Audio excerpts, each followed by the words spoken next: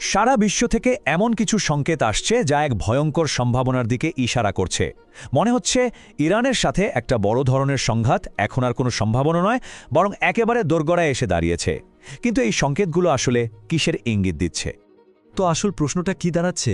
আমরা কি আসলেই একটা যুদ্ধের চূড়ান্ত ক্ষণগণনার দিকে তাকিয়ে আছি?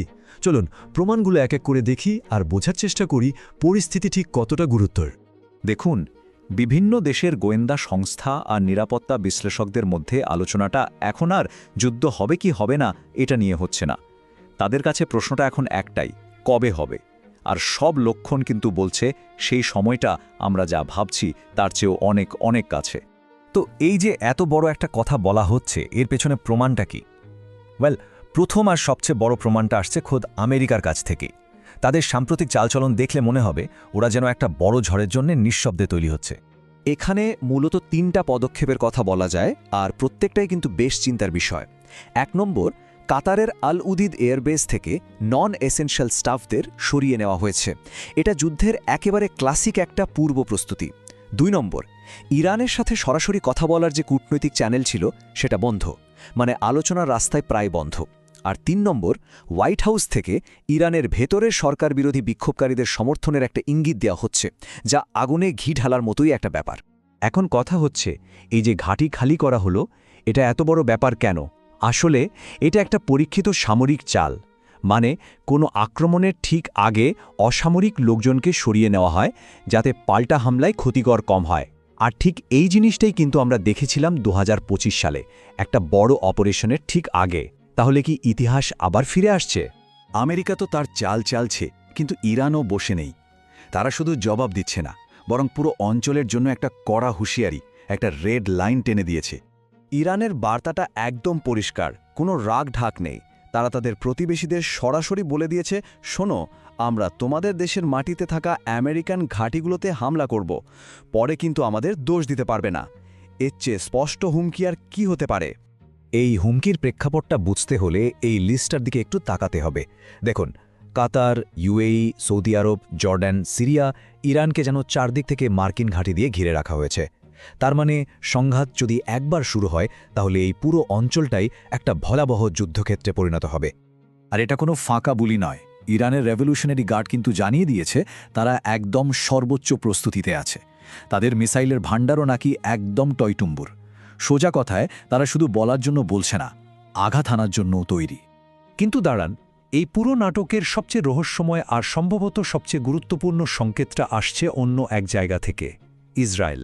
আর এই ব্যাপারটা পুরো সমীকরণেই একটা নতুন মাত্রা যোগ করেছে। এখানে একটা অদ্ভুত প্যাটার্ন আছে, একটু খেয়াল করুন। উইং অফ জায়ান, এটা হলো ইসরায়েলের রাষ্ট্রীয় বিমান। ইতিহাসে দেখা গেছে, যখনই কোনো বড় সামরিক অভিযানের সময় হয়েছে, ঠিক তার আগেই এই বিমানটা ইসরায়েল ছেড়ে উড়ে গেছে।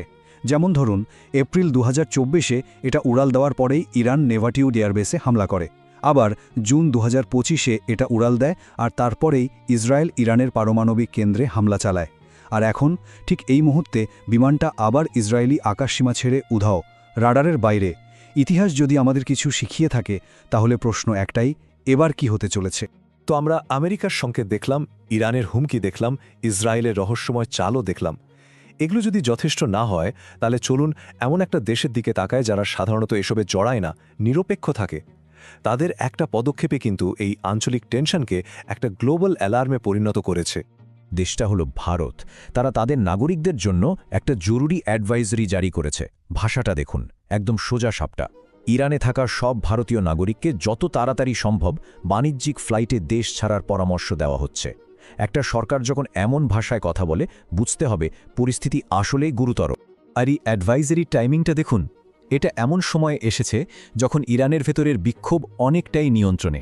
তার মানে কি, ভারত কিন্তু কোনো দাঙ্গা বা নাগরিক অস্থিরতার ভয় করছে না। তাদের ভয়টা অন্য কিছু।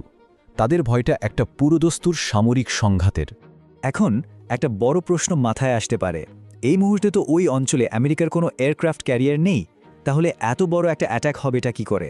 ওয়েল, চলুন এই সামরিক পাজলটার সমাধান খোঁজা যাক। আসলে এয়ারক্রাফট ক্যারিয়ার না থাকাটা এখন আর তেমন কোনো বড় ব্যাপার না। আমেরিকার হাতে আরও অনেক ভয়ঙ্কর অপশন আছে, যেমন সাবমারিন থেকে ছাড়া ক্রুজ মিসাইল, যা প্রায় অদৃশ্য, আছে B2 স্পিরিট বোমারু বিমান, যা হাজার হাজার মাইল দূর থেকে উড়ে এসে নিঃশব্দে আঘাত হানতে পারে। আছে MQ-9 রিপারের মতো ঘাতক ড্রোন।